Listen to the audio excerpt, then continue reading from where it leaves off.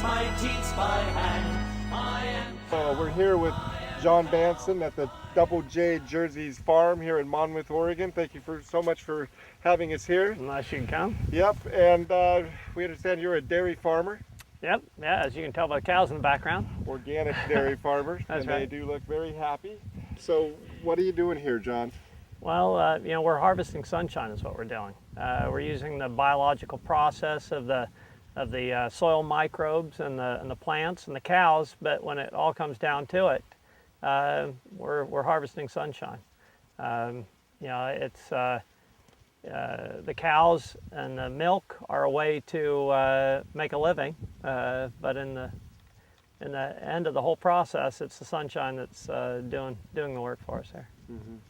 Organic dairy farming, I always say there's what it is and what it is not, and what it's not is not using antibiotics on the cows and herbicides or pesticides on the land, and not using hormones on the cows.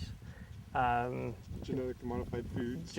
Genetically modified organisms, foods, commercial fertilizers. That's what it's not. We can't, we're not allowed to use those, and for really good reasons we're not allowed to use those. But the really important part for me is what it is, and what it is being able to treat the cows with respect.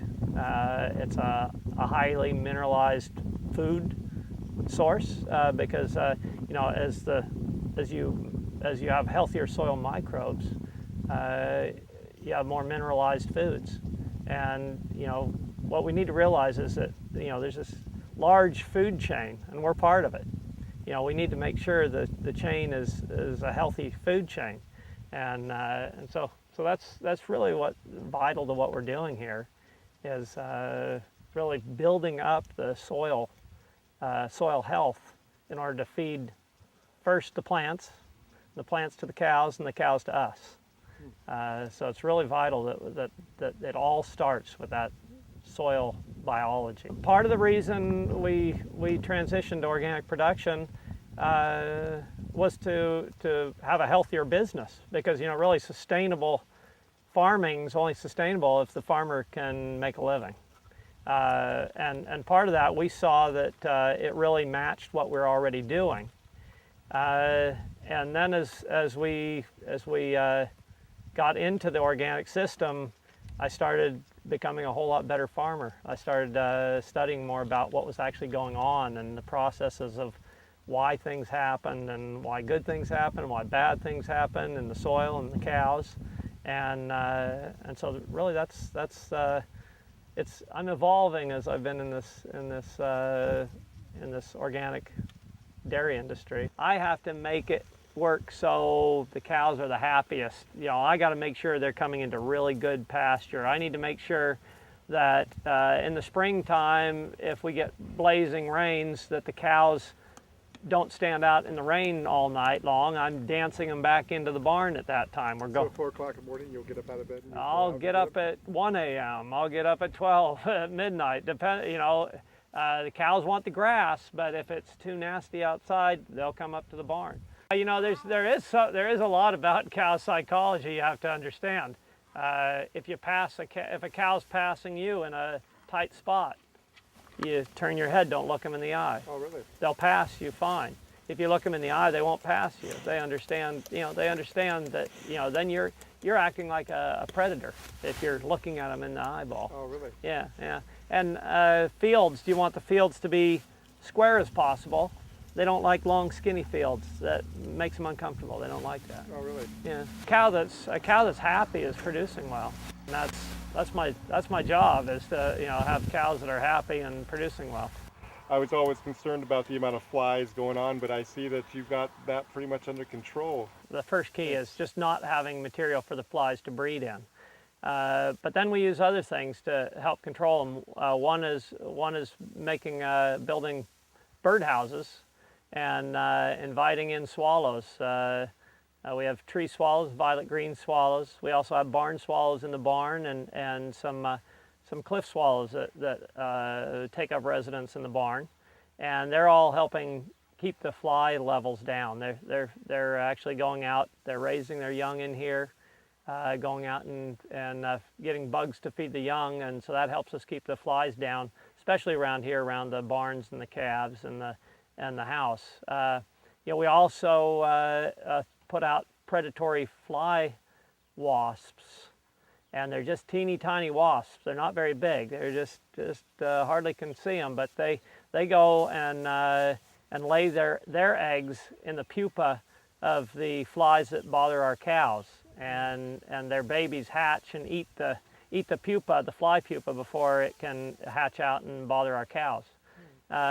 We do some other things. We have when it gets really bad on the cows, we have a botanical spray that's got some essential oils in it, and we mix that with a little mineral oil and spray that onto the cows as a repellent against the flies. And we also put up a sticky tape that's a couple 100 feet long, but very, very narrow, and the flies land on that and just can't get off of that, and then we can roll it up and get rid of flies that way before they reproduce. Okay, so John, I see here that when I came rolling into your facility, your farm, I saw some of these boxes here. But these are actually this is our nursery where we start the baby calves out, and it's kind of like when you bring a little baby home from the hospital, you don't want to take them out and pass them around to take them around to every last little kid you can find and get their runny noses. And so they stay in these for about 2 months until they got a good, strong immune system. And if the calves get a little bit of grain, it's all organically raised as well, which means it's not it's not raised using with pesticides, herbicides, commercial fertilizers. So everything we feed our cows, everything we feed our calves, everything we feed our cows has to also be organically grown. Right. Yeah. The reason they're a milk drinker at a young age is their stomachs haven't developed. A cow stomach has 4 chambers in it, but early on the rumen hasn't developed. She doesn't have that capability. A baby calf doesn't have the capability of taking in forages and converting them over to feed themselves. So, at about 2 months of age, then their stomach starts to develop that rumen, and the 4 chambers start to develop. A little too often in agriculture today, we try and make a cow be a machine, and not be what it's developed for. Right. She's designed. They've evolved to do a certain thing, and it's our job to make sure they're allowed to follow those. Where do you see the future of agriculture going, the future of farming going from here? Well, I really believe the farmers who understand and can adapt to the changes that we're going to be seeing with energy, the energy issues in this world, are going to be the ones that survive. Yeah, I see that too. Got to be flexible. Yeah. Well, John, thank you so much for allowing us to be on the farm here today. It's been a great privilege and pleasure for us. Well, it's always a pleasure to have people see what goes on the farms. Yeah, well, thanks a lot. Well, I'm Gordon, bringing you the tools to be sustainable today. I am cow eating grass, methane gas comes out